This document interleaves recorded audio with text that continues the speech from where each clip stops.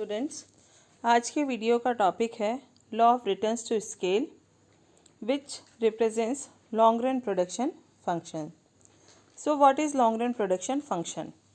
Long run production function describes the relationship between inputs and output when all the inputs or factors of production are variable.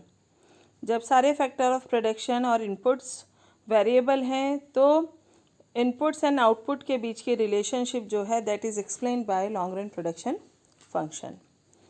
Then as we know in the long run all factors of production are variable. कोई भी factor fix नहीं है. तो accordingly the scale of production can be changed by changing the quantity of all factors of production. हम जितने भी factors of production use कर रहे हैं उनकी क्वांटिटी में चेंज करके स्केल ऑफ प्रोडक्शन भी चेंज कर सकते हैं. और the terms returns to scale refers to the changes in output as all factors change by the same proportion. अगर हम सारे फैक्टर्स में सारे इनपुट्स में सेम प्रपोर्शन में चेंज करते हैं तो उससे आउटपुट में क्या चेंज आएगा, आउटपुट का उस चेंज के लिए क्या रिस्पॉन्ड होगा, that we study in law of returns to scale. जब जितने भी इनपुट्स हैं उनमें चेंज आता है, एक प्रोपोर्शनेट चेंज आता है, तो जो बिहेवियर ऑफ आउटपुट है दैट वेरीज. जो आउटपुट है इट में increase by a great proportion, it may increase by in the same proportion or in a smaller proportion to its input. तो ये जो behavior of output है with the increase in scale of operation that is termed as increasing returns to scale, constant returns to scale and diminishing returns to scale. Means जब हम हमारे inputs में proportionate change करते हैं तो जो हमें रिटर्न्स मिलते हैं, रिटर्न्स टू स्केल मिलते हैं, वो तीन तरह के हो सकते हैं: increasing returns to scale, constant returns to scale and diminishing returns to scale. सबसे पहले हम बात करेंगे increasing returns to scale. If the output of a firm increases more than in proportion to an equal percentage increase in all inputs, the production is said to exhibit increasing returns to scale.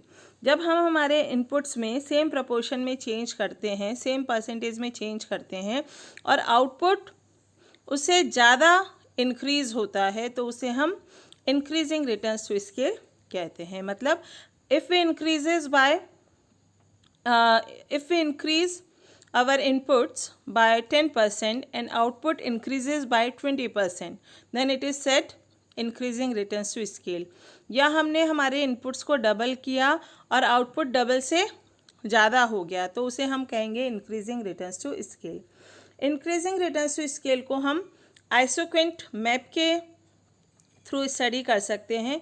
हम ये मान के चल रहे हैं, हम दो factor use कर रहे हैं, लेबर और कैपिटल.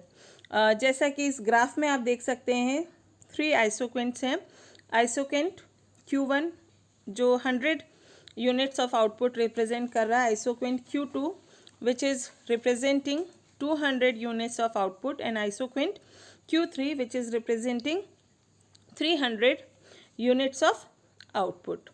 जब इंक्रीजिंग रिटर्न्स टू स्केल होता है तो जो सक्सेसिव आइसोक्वेंट्स हैं that will lie at decreasingly smaller distance along a straight line ray OR. जैसे ये जो OR एक straight line है, इस पे decreasingly smaller distances पे next isoquant आएगा. As you can see in the graph, OA is greater than AB and AB is greater than BC.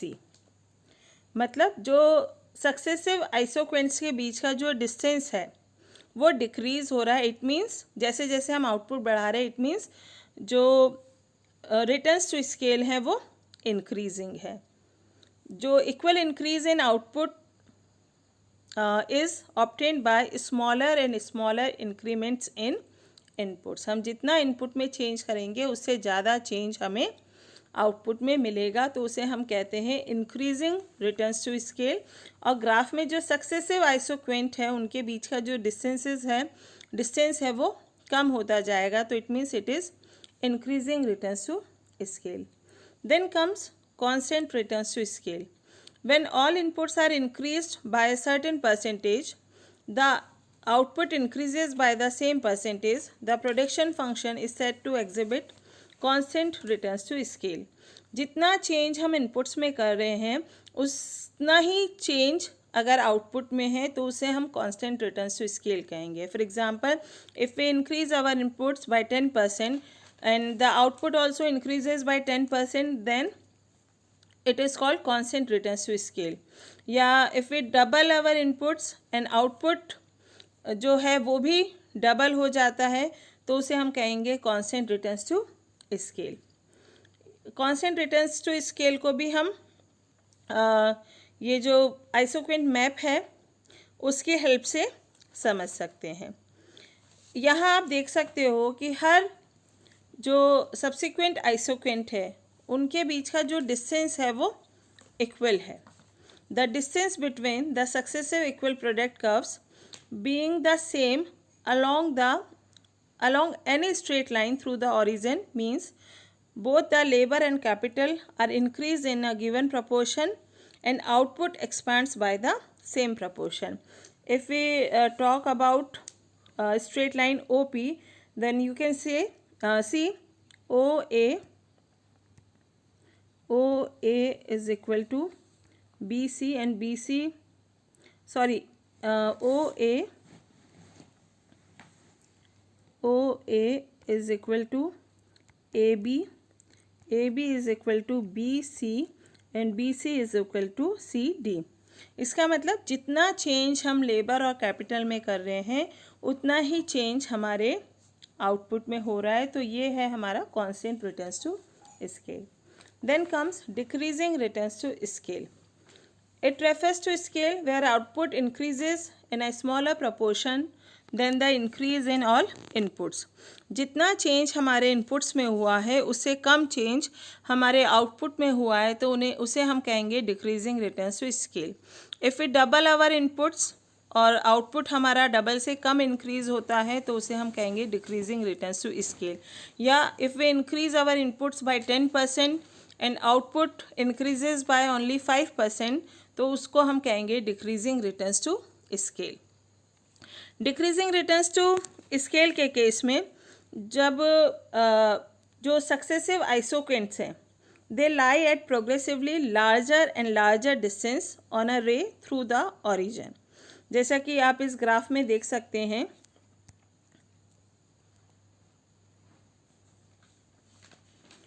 OA is less than AB and AB is less than BC. जो successive isoquants हैं उनके बीच का जो distance है वो बढ़ता जा रहा है. It means more and more of inputs are required to obtain equal increments in output.